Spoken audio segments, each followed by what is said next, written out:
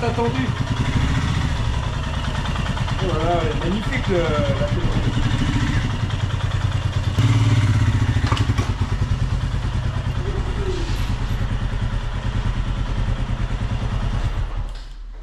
Fantastique!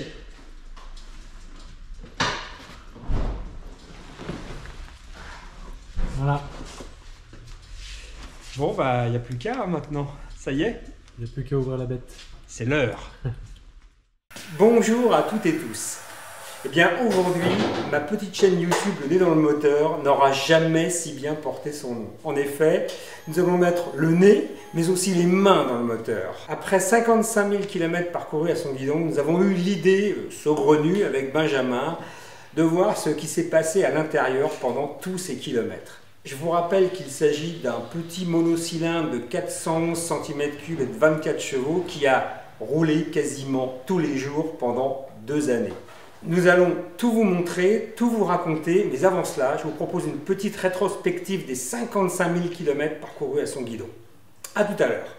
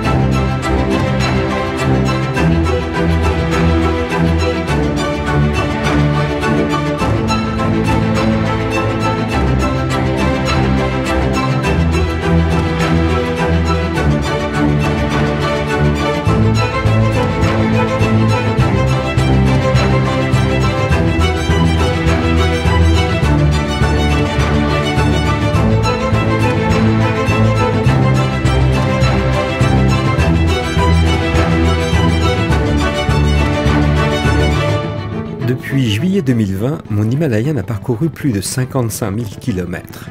Tous ces kilomètres sont autant de pluie, de soleil, de froid, de neige, de poussière, de cailloux, de chaleur. Des départs dans la nuit, des levées de soleil et un immense sentiment de liberté. Ce fut aussi des rencontres, des sourires, des rires, de l'amitié, du partage. Et puis bien sûr des films, plus de 100 films réalisés au guidon de cette seule Himalayan.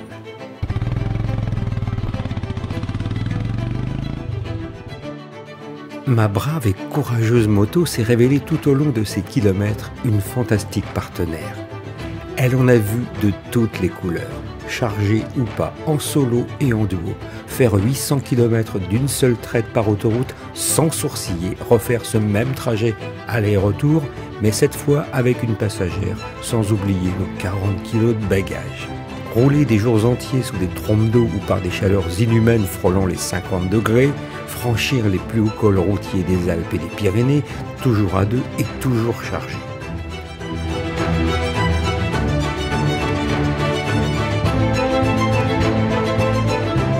Affronter des pistes à plus de 2000 mètres d'altitude entre France, Italie et Espagne, démarrer chaque matin pour me permettre de réaliser mes petits films, et tout cela sans avoir connu le moindre souci. Nous avons donc décidé, Benjamin et moi, d'ouvrir le cœur de cette courageuse Royal Enfield Himalayan afin de vérifier son état de santé après toutes ces belles aventures que nous avons partagées avec elle.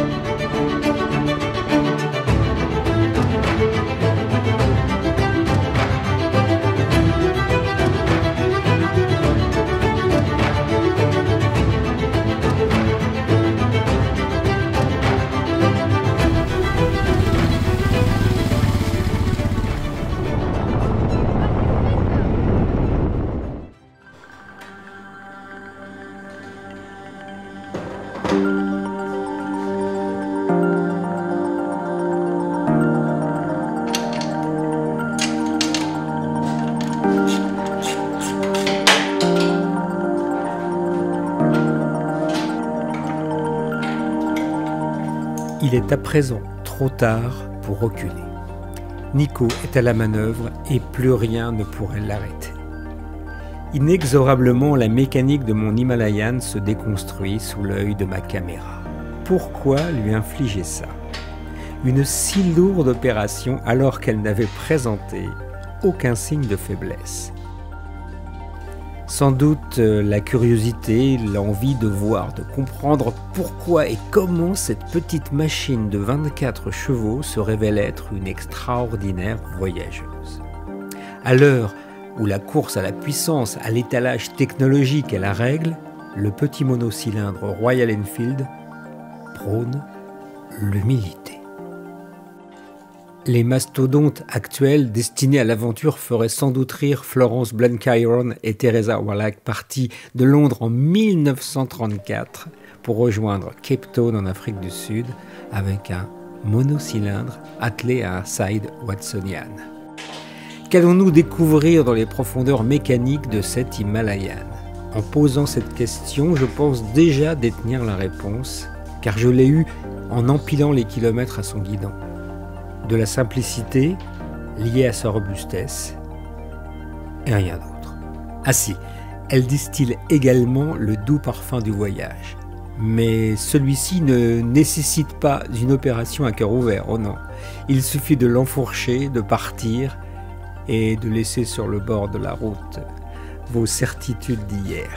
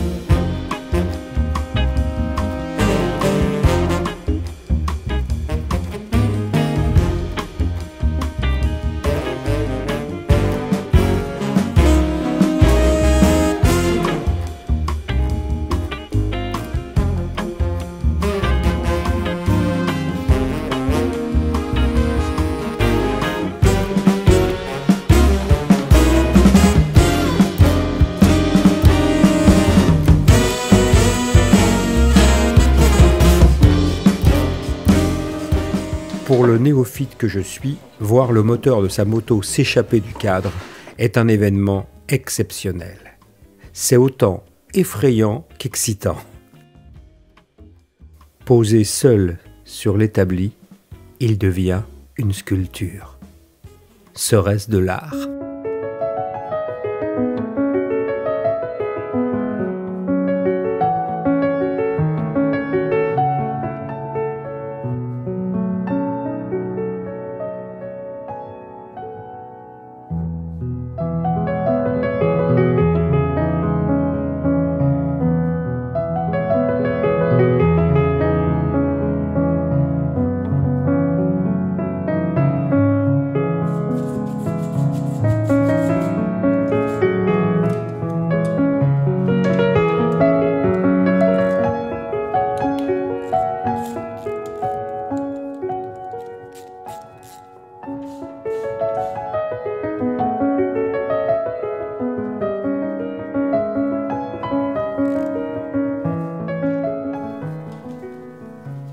Ce n'est pas par hasard que j'ai choisi Arabesque de Debussy.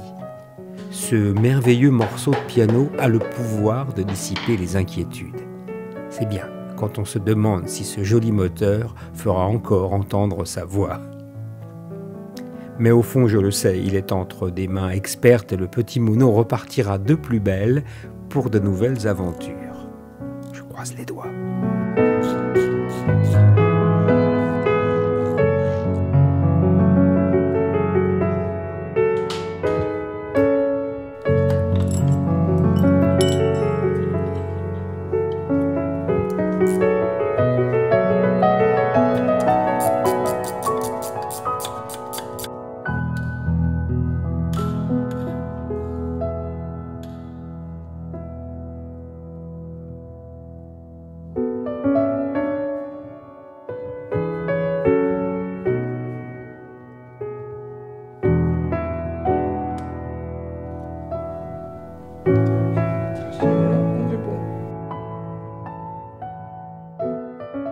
Mais en attendant, c'est le temps de la valse des clés à cliquet, le moment des séparations. L'arbre à cam a quitté son logement, la distribution sa couronne, la culasse son cylindre et le cylindre son piston. Il y a du déchirement dans l'air, mais pragmatique. Nico et Benjamin examinent les éléments et font des commentaires. Les traces de fuite du segment racleur, voilà, des gaz qui ont pu passer à travers les segments, donc on voit cette petite tache marron. Et puis là on voit ces différentes traces de calamine, ce qui est tout à fait normal. Voilà, on aurait une moto de 3000 km, on aurait des questions à se poser, mais on voit que ce qui est intéressant de voir, c'est on voit sur les jupes des pistons, hein, enfin, là c'est la jupe arrière en l'occurrence, on voit bien qu'il n'y a aucune trace de friction, où on pourrait avoir des petits traits.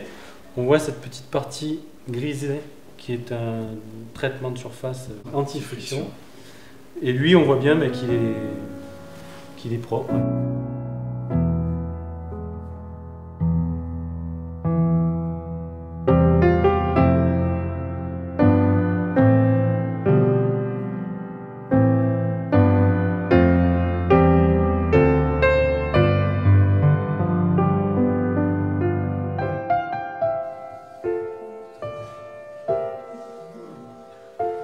Pas de traces de chauffe non plus ici.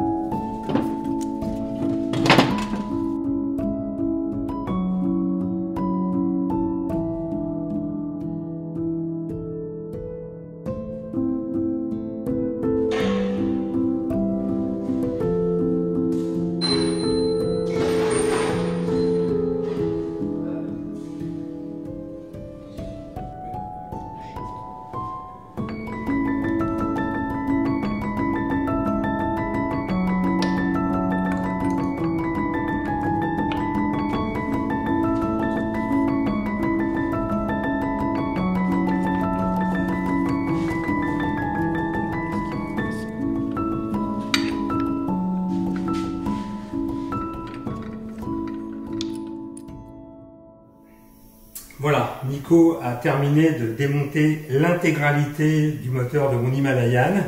Tout est étalé devant nous, c'est assez impressionnant de voir tout ça comme ça. Donc on a pu avoir un premier visuel au démontage, voir un peu comment étaient les pièces. Bon, pas de surprise, pas de mauvaise surprise en tout cas. Maintenant, ça va être l'heure est plus grave hein, dans un certain sens, puisque là on va tout vérifier, mais avec le pied à coulisses, en s'appuyant sur le manuel d'atelier officiel de Royal Enfield. Donc là, c'est là où le verdict va tomber, mais on n'est franchement pas du tout inquiet. Elle semble avoir très bien supporté ces premiers 55 000 km qui en appelleront évidemment beaucoup d'autres ensuite.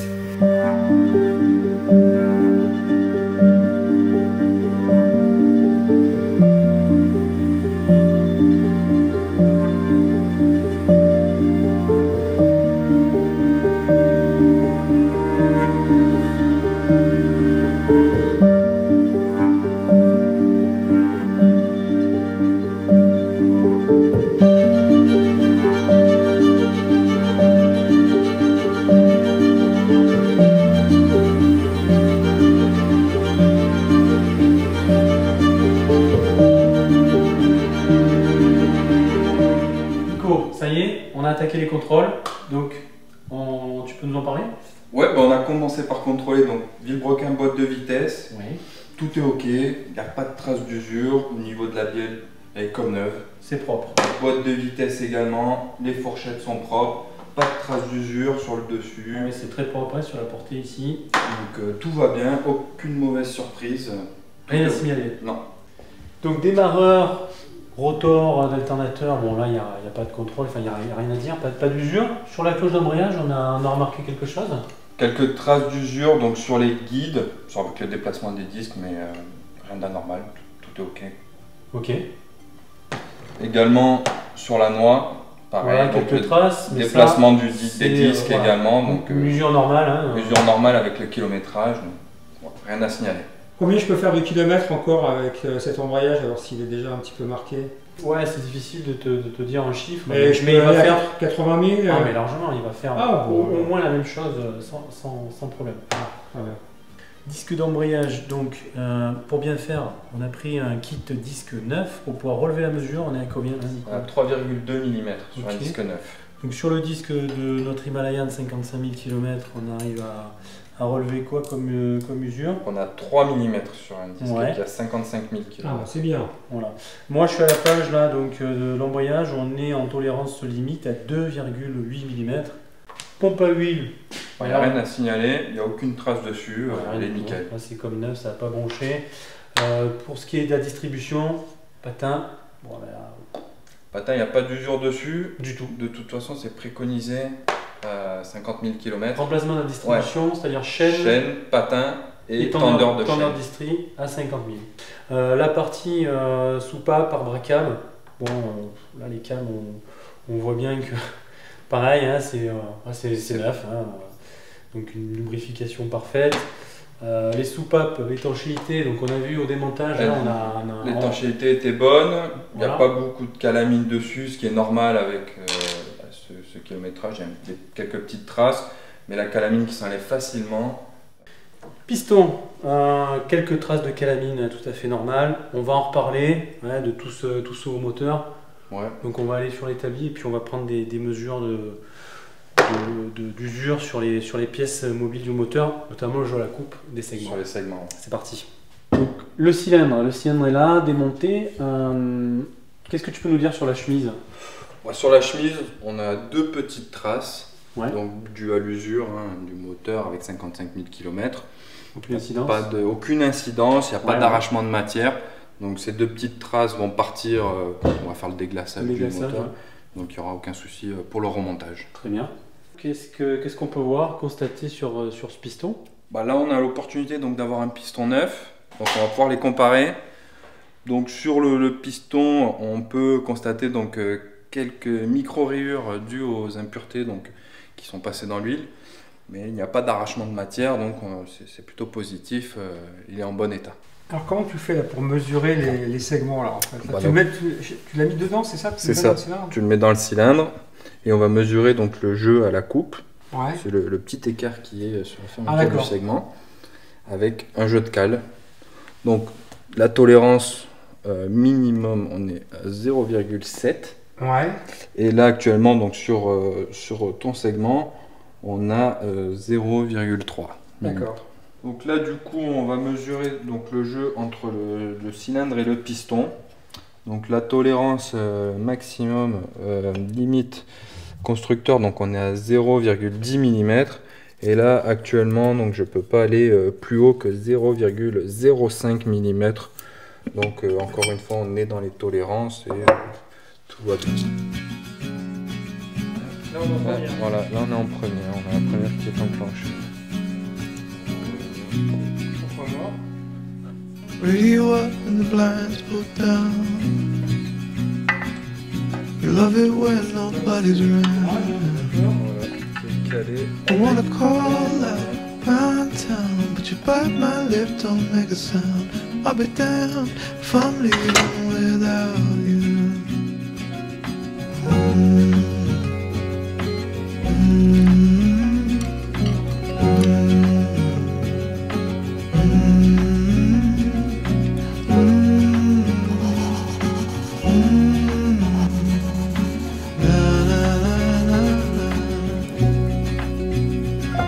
So give me a minute to catch my breath.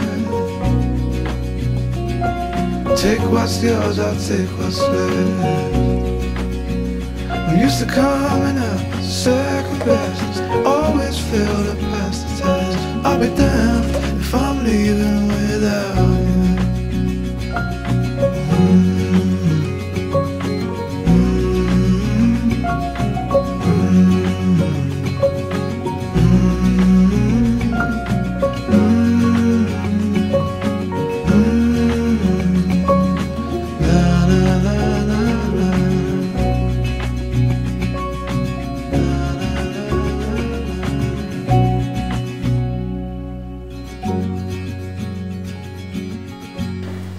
Bien, eh bien, nous sommes à l'heure du verdict. Allez. Là, j'ai hâte de l'entendre. Ça devrait démarrer normalement. Bah oui, pas de raison. Hein. On est prêt, on va Allez. mettre le contact et on va démarrer. Bon, déjà, le même bruit qu'avant, ça va.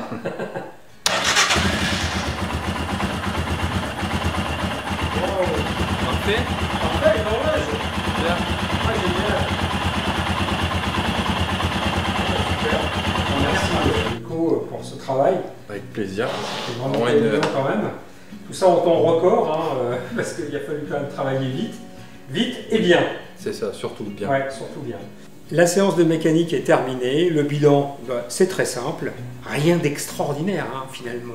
C'était extraordinaire de voir toutes ces pièces démontées, de pouvoir les observer. Franchement, tout était presque dans un état quasi neuf, en fait, après avoir parcouru, je le rappelle, 55 000 km. Donc nous avons remplacé, enfin Nico a remplacé la chaîne de distribution, c'est normal, c'est préconisé de toute façon par le constructeur. On a remplacé, encore une fois Nico a remplacé, pardon, a remplacé les segments parce qu'ils étaient encore dans les tolérances, hein, mais bon, comme c'était ouvert, on s'est dit allez, c'est comme ça au moins, c'est reparti. Bon, donc on a mis des segments neufs. Nico a fait un petit rodage de soupape à l'ancienne, voilà, ça c'est parfait. Et puis après, tout a été refermé, exactement dans le même état dans lequel on l'a trouvé. Donc c'est reparti, l'embrayage, on n'a rien touché. Hein. Il était vraiment en super état après tous ces kilomètres. Donc on a refermé la moto, on a refermé le moteur de la moto, pardon. Et puis, concernant la partie cycle, les roulements de direction, bon, ils étaient un peu fatigués, c'est vrai. Le kitchen, mais ça c'est l'usure normale hein, d'une moto. Et puis aussi une purge de frein parce que celui-ci était aussi un peu fatigué au niveau de sa consistance. Voilà. Donc un bilan plus que positif. Alors, comme je le disais au départ, rien d'exceptionnel, mais finalement c'est très très intéressant parce que là on se rend compte que cette petite machine, eh bien elle est hyper fiable, hyper solide et que là elle est repartie facilement pour refaire encore 50 000 km, voire même encore 100 000. On est loin de la fin de l'histoire hein, quand même. Hein. Donc voilà, je vais remonter tout ça, paf, et après, Nico va la sortir, on la démarre, je crame dessus et je m'envole.